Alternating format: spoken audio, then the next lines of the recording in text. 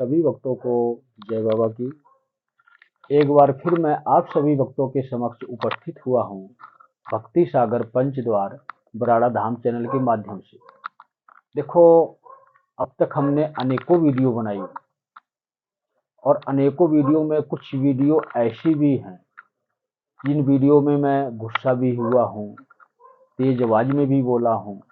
और जो अधर्मी लोग हैं, जिस प्रकार के पाखंडी हो गए, आज के टाइम में अनेकों प्रकार के पाखंडी वीडियो हैं, तो उनको मैं नाम लेकर भी बहुत ही बुरा भला कहा हूँ। क्यों? ये सब कारण क्या है? देखो, समय समय पर इंसान को गुस्सा भी होना पड़ता है और समय समय पर इंसान से प्यार से बात भी की जाती है। और आज की वीडियो कुछ अलग ही वीडियो है मुझसे ही संबंधित। मैं अपनी ही प्रक्रिया सारी आपको समझाना चाहता हूं कि मैं किस प्रकार का इंसान हूं, किस प्रकार का व्यक्ति हूं। अगर आप लोग मुझे अपने जीवन में गुरु स्वरूप में स्वीकार करते हो तो आपको ये पता होना चाहिए कि प्रमोद जी किस प्रकार के व्यक्ति हैं और करते क्या हैं। सारी डिटेल आपके पास होनी चाहिए, तब ही आप मुझे गुरु बना सकते हो। तो कहने का तात्पर्य मेरा ये है कि आपने मेरी वीडियो देखी होंगी, जो बाबा श्री त्रिलोक भारती जी के भक्त हैं या जो शिव भक्त हैं या जो पंचद्वार बराड़ा धाम पर आते हैं, भक्त अनेकों आते हैं, वो भी वीडियो देखते हैं। सबके लिए ये संदेश है कि मैं जैसा दिखता हूँ वैसा हूँ नहीं, और जैसा हूँ वैसा दिखता नहीं हूँ। कहने का तात्पर्य मेरा ये है, वीडियो देखकर आप कभी ये ना सोचना ये तो बहुत गुस्से में बोलते हैं, इनका स्वभाव गुस्से वाला है और ये हमारे जीवन में कहीं इनका गुस्सा हमारे ऊपर ही ना बरस पड़े। देखो, कभी भी मैं बाबा श्री त्रिलोक भारती जी के भक्तों के ऊपर कभी आज तक गुस्सा हुआ ही नहीं। अगर कोई व्यक्ति, कोई भक्त मेरी वीडियो पर गलत कमेंट भी कर देता है ना, चाहे वो बाबा श्री त्रिलोक भारती जी का भक्त हो या अन्य कोई भी व्यक्ति, साधारण इंसान ही क्यों ना हो, मुझे किसी से कोई बैर नहीं है। और मैं गुस्सा किस बात पे होऊंगा और किस बात पर मैं आपको सजा दूंगा या प्रकोप मेरा बरसेगा? मेरा प्रकोप जो सही व्यक्ति हैं, जो सही इंसान हैं, जो सत्य के मार्ग पर चलने वाले लोग हैं, जो भगवान को मानने वाले लोग हैं, उनके लिए कभी भी मैं गुस्सा नहीं हो सकता, नाराज भी नहीं हो सकता। सिर्फ होऊंगा तो क्या होऊंगा, अगर मेरी बात नहीं मानोगे तो अपने तरीके से मैं समझाऊंगा। और अपने तरीके से समझाने का मतलब यह है कि मेरा तरीका तब फिर मैं स्वयं काम नहीं करता हूं, तब मेरे गुरुदेव कार्य करते हैं, श्री त्रिलोक भारती जी। जिस कार्य को मैं नहीं कर सकता वो कार्य मेरे गुरुदेव करते हैं। वो इसलिए कि आप मेरी शरण में हो, आपने मुझे गुरु बनाया और आपको मैं मार्ग दिखा रहा हूं, शिव भक्ति का मार्ग, सत्य का मार्ग। लेकिन ना चाहते हुए भी आप गलती कर रहे हो, इग्नोर कर रहे हो मेरी बातों को। लेकिन आप मुझे प्रिय हो, मैं आपको डांट नहीं सकता लाड प्यार में। लेकिन श्री त्रिलोक भारती जी मेरे इस कार्य को करते हैं, वो मेरे गुरुदेव हैं।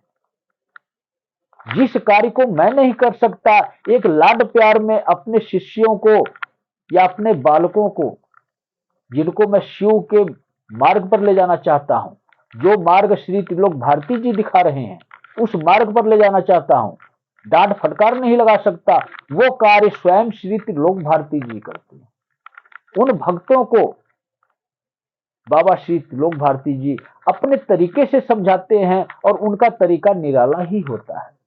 मतलब ये कि आपके जीवन में कोई ना कोई छोटी मोटी उलझने आएंगी, वो बाबा श्री त्रिलोक भारती जी की इच्छा से आएंगी।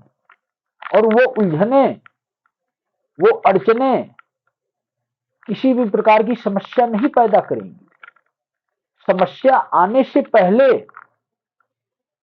सब कुछ आपको ज्ञात भी हो जाएगा कि मैं ये गलती कर रहा हूं और बाबा जी ने ही संकेत स्वरूप में ये घटित किया मेरे साथ। मुझे इस प्रकार का कार्य नहीं करना चाहिए।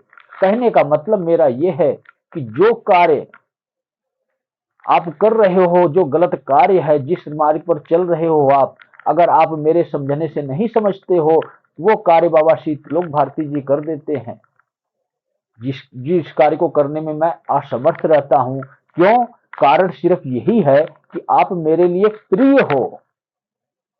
मैं नहीं चाहता कि आप अभी रास्ते पर चलना सीखे हो और ऐसी डांट फटकार लगाऊं कि आप दूर हो जाओ और सत्य से हमेशा के लिए जुदा हो जाओ, और जुदा हो जाओगे तो आपके प्राणों की सुरक्षा नहीं हो पाएगी।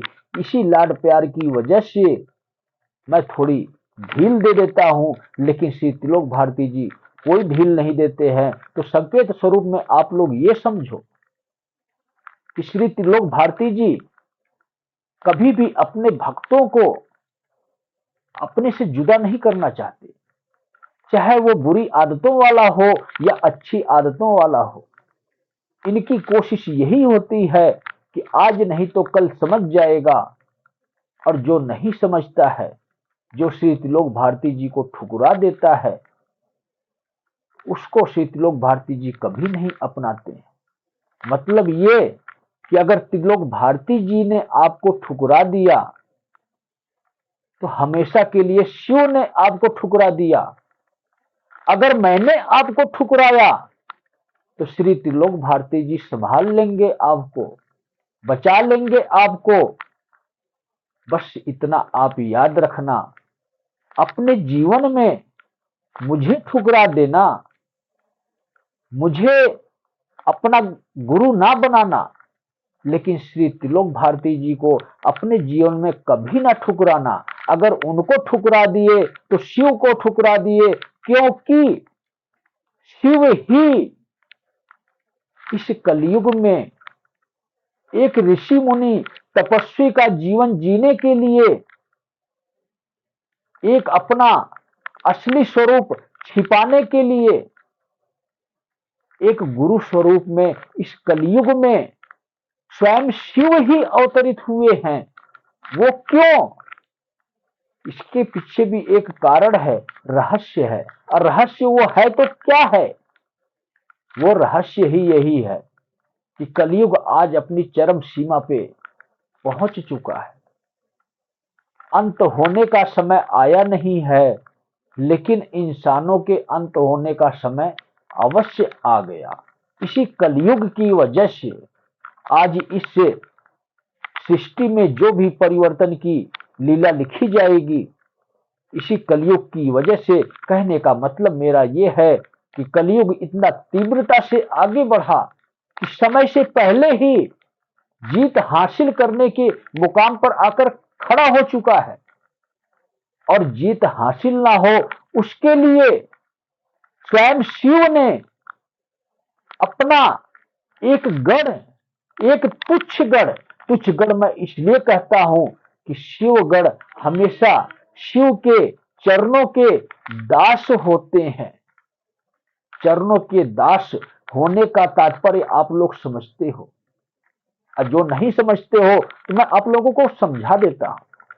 चरणों के दास होने का मतलब ये होता है कि उनके लिए शिव का आदेश महा आदेश है। उन आदेशों का पालन शिवगढ़ करते ही करते हैं।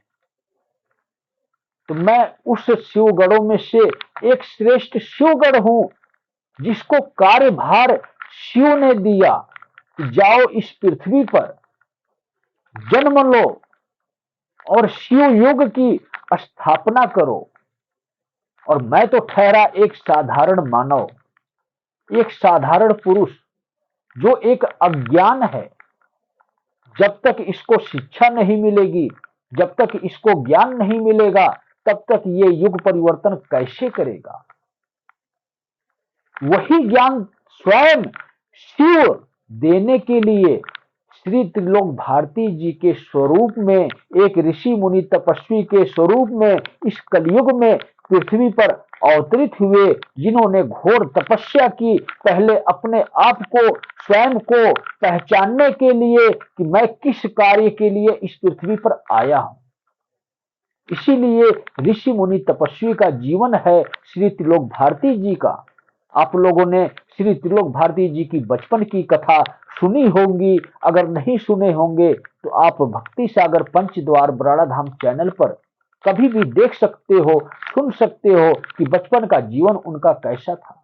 उनका भी जीवन उसी प्रकार एक साधारण मानव की तरह ही था, लेकिन गुरु की शरण में जाने के बाद वो एक पूर्ण गुरु बन पाए। और जब पूर्ण गुरु बन पाए तो उसके बाद उन्होंने अपने शरीर का त्याग किया, समाधि अवस्था में लीन हो गए। उसके बाद भी तपस्या करते रहे शिव के मूल रूप को पाने के लिए।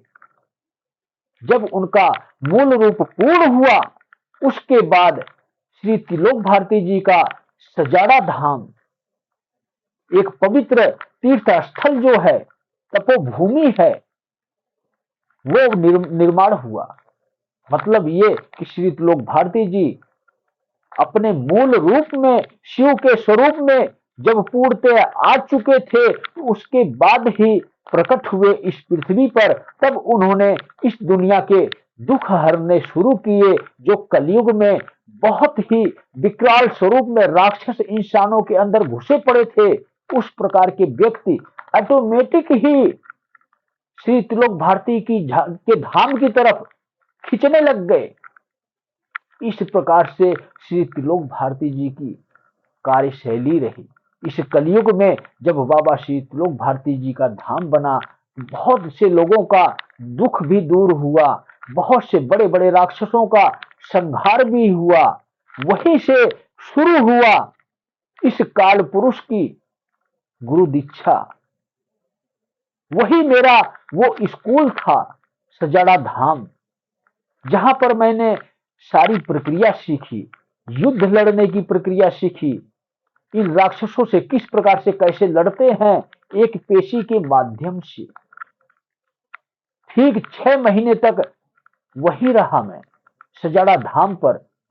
वहां पर मेरी ट्रेनिंग चल रही थी। जिस प्रकार से एक युद्ध लड़ने के लिए एक फौजी को, एक साधारण इंसान को ट्रेनिंग दी जाती है सेना में भर्ती करने के लिए, उसी प्रकार ही ये कलयुग का रण जीतने के लिए मेरी साथ के साथ परीक्षाएं भी होती थी, साथ के साथ ट्रेनिंग भी होती थी, और साथ के साथ क्लास भी अटेंड करता था, और साथ के साथ भक्ति भी करता था, और साथ के साथ अपने परिवार का दुख भी दूर करता था पेशी के माध्यम से।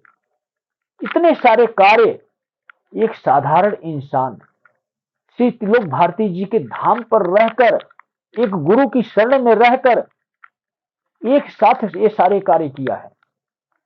आज यही कारण है कि भक्ति मेरी अपूर्ण थी, समय कम था, और मेरे पास पैसे का बहुत ही अभाव था। लेकिन जब मेरी गुरु दीक्षा पूर्ण हुई, जब मैंने गुरु दीक्षा पूर्ण ले ली, मेरी सारी क्लास पूरी हो चुकी थी, 60% में पूर्ण हो चुका था। इसके बाद बाबा श्री त्रिलोक भारती जी का आदेश हुआ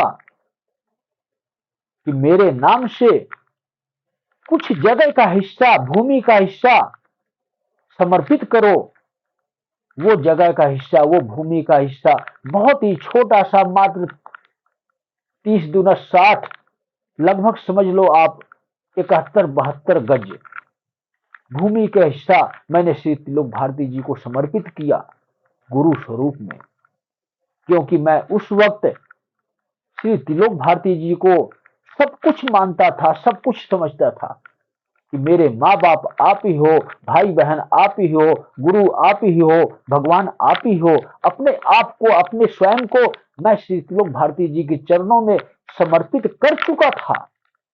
इसीलिए श्री त्रिलोक भारती जी ने जब ये देखा कि अब ये पूर्ण हो चुका है, अब ये कभी भटक नहीं सकता है, अब इसको कार्यभार दिया जाए। तो इन्होंने समय अनुसार पंचद्वार बराड़ा धाम का निर्माण करवाया, जहां पर इस कलयुग में एक विकराल स्वरूप में हर प्रकार की शक्तियां मौजूद हैं।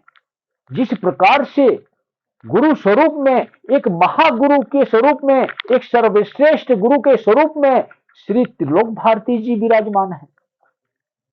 और इसके बाद इस कलयुग के राजा, एक हिसाब से आप समझो तो लोगों का कहना भी है कि कलयुग में हनुमान जी आज भी विद्यमान हैं। हनुमान जी कलयुग के राजा हैं, ये सत्य है। लेकिन यहीं पर यह भी सत्य है कि महाकाल भी राजा है। ये अर्थ मैं आपको समझा देता हूं। देखो, शिव के ही अंश स्वरूप स्वयं शिव ही महाबली हनुमान हैं, इसलिए ही कलयुग के राजा हनुमान कहलाए और इसीलिए ही महाकाल के महाराजा महाकाल हैं। सिर्फ महाकाल ही एक ऐसे पुरुष देवता हैं इस पृथ्वी पर आज भी मौजूद हैं। इस पृथ्वी पर इसलिए मौजूद हैं कि उनकी शक्तियों के द्वारा एक काल पुरुष शिव युग की स्थापना करेगा। आज वो समय आ गया है कि महाकाल के शक्तियों के माध्यम से मैं पूर्ण हुआ, क्योंकि श्री त्रिलोक भारती जी के पास मैंने आपको बताया कि सिर्फ और सिर्फ 60% तक मैं पूर्ण हुआ था, 40% अधूरा था।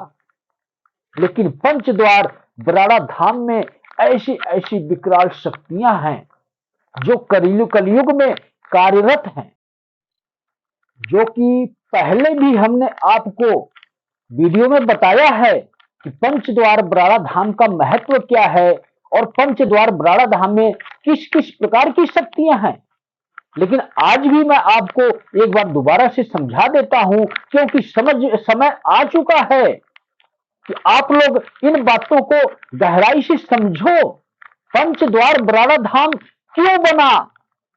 बहुत से श्री त्रिलोक भारती जी के ही भक्त ऐसे हैं जिनके समझ में नहीं आता है कि पंचद्वार बराड़ा धाम क्यों बना है। और मैं क्यों कहता हूं कि पंचद्वार बराड़ा धाम रण का केंद्र है, युद्ध का क्षेत्र है। लेकिन सजाड़ा धाम युद्ध का क्षेत्र नहीं है, वो एक तपोभूमि है, एक तीर्थ स्थल है, जहां पर जाते ही हमारा मन शांत होता है और एक स्वास्तिक सोच हमारे अंदर पैदा होती है। वो केंद्र है सजाड़ा धाम। लेकिन पंचद्वार बराड़ा धाम एक रण का केंद्र है, एक युद्ध का क्षेत्र है। यहां से कलयुग का युद्ध लड़ा जा रहा है पंच तत्व के माध्यम से, और इसी प्रकार से ही पंचद्वार बना है पंच शक्तियों के माध्यम से। वो कौन कौन सी हैं? 5 विकराल शक्तियां जो इस कलयुग में कार्य कर रही हैं। सबसे पहले नंबर पर सबसे सर्वश्रेष्ठ शक्ति है महाकाल, और दूसरे नंबर पर सबसे सर्वश्रेष्ठ शक्ति है महाकाली, जो रण की रानी है। महाकाल रण के राजा हैं। और इसके बाद उन्हीं के स्वरूप महाबली हनुमान, जो इस कलयुग के राजा हैं, वो अपने विकराल स्वरूप में, पंचमुखी स्वरूप में पंचद्वार बराड़ा धाम में विराजमान हैं। और उनके साथ ही कौन है पता है आप लोगों को? उनके साथ ही काल भैरव हैं, जो महाकाल के रुद्र अवतार हैं, जो कलयुग के राजा के आदेशों का पालन करते हैं, महाबली हनुमान के आदेशों का पालन करते हैं। जब इस प्रकार की शक्तियां पंचद्वार बराड़ा धाम पर हैं, तो ऐसा कभी हो नहीं सकता कि शिव युग की स्थापना ना हो। लेकिन अब तक हमने 4 शक्तियां गिनती करवाई हैं जो इस पृथ्वी पर अवतरित हुई हैं, पंचद्वार बराड़ा धाम में कलयुग को रोकने के लिए, काल पुरुष को शक्तियां देने के लिए, काल पुरुष के पग पग से पग मिलाकर चलने के लिए। लेकिन जो सर्वश्रेष्ठ शक्ति है, हमने उसका जिक्र आपको नहीं किया। वो भी दोनों सर्वश्रेष्ठ शक्तियां यहीं पर विद्यमान हैं। जिस प्रकार से हमने आप लोगों को बताया कि वो निराकार शक्ति, वो आदि शक्ति जगदम्बा, जिसका कोई स्वरूप नहीं है, जो एक प्रकाशनुमा बिंदुनुमा एक शक्ति है, जिसका मूल रूप मूल स्वरूप एक आत्मा की तरह होता है, उसी शक्ति ने शिव को उत्पन्न किया। अपनी शक्तियों के माध्यम से एक आकार, एक शिव दिया, शिव का स्वरूप दिया सृष्टि की रचना करने के लिए। और उसी शक्ति ने माता दुर्गा को प्रकट किया अपनी शक्तियों के माध्यम से। आप लोग समझ सकते हो कि वही निराकार शक्ति अपना स्वरूप शिव का दिया, और वही निराकार शक्ति अपना स्वरूप माता दुर्गा का दिया, जो जगत जननी मां कहलाई, सृष्टि की मां कहलाई और सृष्टि के पिता शिव कहलाए। तो माता दुर्गा भी इसी पंचद्वार बराड़ा धाम में स्वयं आई हैं, काल पुरुष के माध्यम से आई हैं। काल पुरुष इनको भी बुला ले आया, जो कि काल पुरुष की बड़ी बेटी, बड़ी लड़की, जो कन्या स्वरूप में आई, तो माता दुर्गा की दिव्य शक्तियों के साथ ही इस पृथ्वी पर उपस्थित हुई, जो कि 5 साल तक काल पुरुष की बेटी वैष्णवी के स्वरूप में उपस्थिति उनकी रही। और इसके बाद उन्होंने पंचद्वार बराड़ा धाम में अपना स्थान ग्रहण किया। ये सत्य है पंचद्वार बराड़ा धाम का। और शिव स्वयं श्री त्रिलोक भारती जी के आराध्य हैं। आप सभी लोग ये भली भांति जानते हो कि श्री त्रिलोक भारती जी एक शिव भक्त थे, और हमने आपको पिछली वीडियो में यही बताया था कि जो भी इंसान बचपन में ही अपने परिवार का त्याग कर देता है, शादी विवाह नहीं करता है, जो शिव की शरण में चला जाता है, तो वो शंकर महादेव की भक्ति नहीं करता है। वो शिवलिंग के स्वरूप में उस शिव की भक्ति करता है। स्टार्टिंग उसकी शिवलिंग से होती है, शंकर महादेव से होती है, लेकिन एक समय ऐसा आता है कि उस तपस्वी पुरुष को शिवलिंग की आवश्यकता ही नहीं होती है। वो सिर्फ ध्यान के माध्यम से शिव की भक्ति करते हैं। इसी प्रकार की भक्ति श्री त्रिलोक भारती जी ने की है, जो स्वयं शिव के ही अंश अवतार हैं, शिव के ही स्वरूप हैं, शिव की शक्तियों से परिपूर्ण हो चुके हैं, स्वयं शिव बन चुके हैं। आज भक्ति का फल उनको मिला है कि स्वयं शिव बन चुके हैं। और वो शिव भक्त जब सच्चे हैं, तो शिव ऐसा कभी नहीं कर सकते कि अपने भक्त के एक बार आवाज लगाने पर ना आए। वो तो बिन बुलाए भी आ जाते हैं। इसलिए शिव भी इस पंचद्वार बराड़ा धाम में विद्यमान है। लेकिन कलयुग में कार्य करने के लिए कौन आया है? सिर्फ महाकाल, महाकाली और आदि शक्ति जगदम्बा स्वरूपा माता दुर्गा, जो जगत जननी मां है, वो और महाबली हनुमान सबसे ही विकराल स्वरूप, पंचमुखी स्वरूप में यहां पर विद्यमान है। और काल भैरव, जो स्वयं कालों के काल है, महाकाल के रुद्र अवतार हैं, वो विराजमान है। इस प्रकार की महाशक्तियां पंचद्वार बराड़ा धाम में विद्यमान है, जो एक शक्तिपीठ के स्वरूप में हमेशा विद्यमान रहेंगी।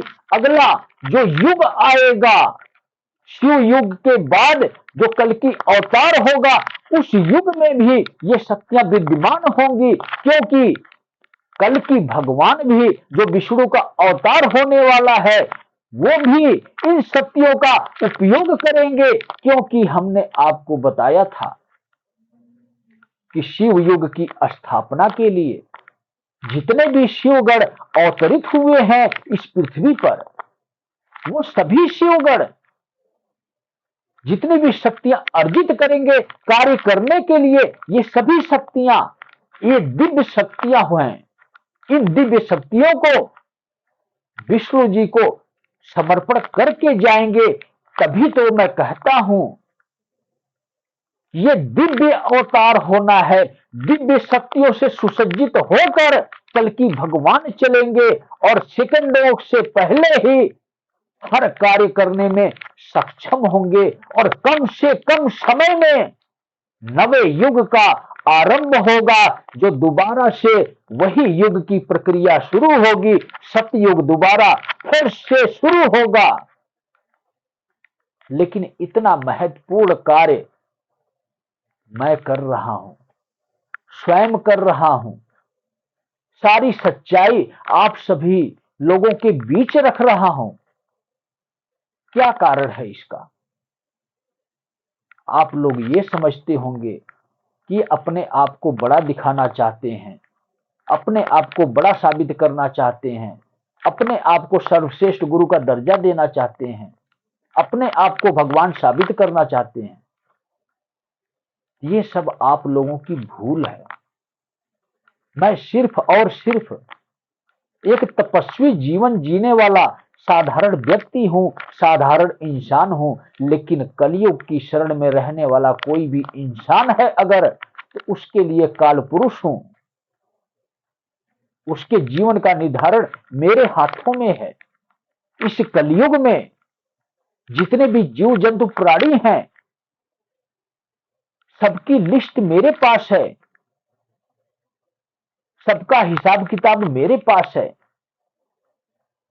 अब तक ये हिसाब किताब श्री त्रिलोक भारती जी संभालते थे, क्योंकि मैं अपूर्ण था।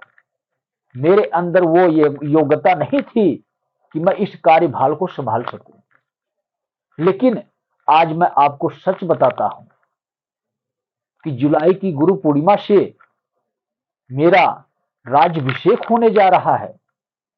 इसलिए धर्म युग की स्थापना के लिए आप लोग ये ना समझना कि मेरे गुरुवर श्री त्रिलोक भारती जी राज्याभिषेक करवा रहे हैं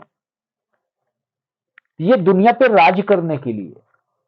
मैं धर्म की दुनिया का राजा कहलाऊंगा और धर्म की दुनिया पे राज करूंगा।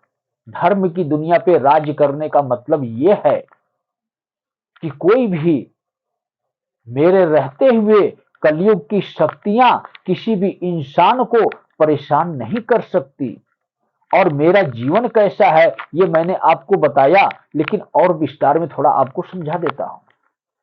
जिस प्रकार से श्री त्रिलोक भारती जी का एक तपस्वी का जीवन था, स्वयं शिव ही एक ऋषि मुनि के स्वरूप में, श्री त्रिलोक भारती जी के स्वरूप में इस पृथ्वी पर जन्म लिए और तपस्या करके, भक्ति करके शिव की शक्तियों से पूर्ण हुए और आज इस कलयुग में एक काल पुरुष का मार्गदर्शन करने के लिए सर्वश्रेष्ठ गुरु, एक महान गुरु बने। उसी प्रकार ही मैं भी एक तपस्वी जीवन जीने वाला व्यक्ति हूं, साधारण इंसान, साधारण मानव। आप कभी ना समझना कि मेरे अंदर कभी कोई अहंकार उत्पन्न होगा। ये संदेश पूरी दुनिया के लिए है। अभी तो मैं कपड़े भी पहन रहा हूं, वस्त्र भी पहन रहा हूं, लेकिन आने वाले समय में मेरे तन से आधे वस्त्र भी गायब हो जाएंगे, अदृश्य हो जाएंगे। मेरा जीवन पूर्णतः एक तपस्वी का जीवन हो जाएगा। जिस प्रकार से श्री त्रिलोक भारती जी के था, सेम वही मार्ग मेरा भी है। इस सत्य को स्वीकार करो और पाखंड की दुनिया से बाहर निकलो। इसके लिए मैं आप लोगों के सामने हाथ जोड़ता हूं, निवेदन करता हूं, विनती करता हूं कि अपने प्राणों की सुरक्षा स्वयं करो। ये पाखंडी नहीं कर सकते। एक गुरु की तलाश करो। आध्यात्म का गुरु होना चाहिए। गुरु नहीं है तो पिछली वीडियो में भी हमने यही आपको कहा, मुझे गुरु स्वीकार कर लो और श्री त्रिलोक भारती जी को सर्वश्रेष्ठ गुरु स्वीकार कर लो। मैं कहता हूं कि आपके पाप कर्म भी कट जाएंगे और शिव युग में प्रवेश करने के लिए मेरी जिम्मेदारी है। इस सृष्टि के परिवर्तन में, इस उथल पुथल में, और जो सबसे लास्ट में 2028 और 29 के बीच में महाप्रलय आने वाली है, जल प्रलय, उस जल प्रलय से भी आपका बचाव होगा। मेरी जिम्मेदारी है, मैं आप लोगों को उस शिव युग में लेकर चलूंगा। तो सभी भक्तों को जय बाबा की।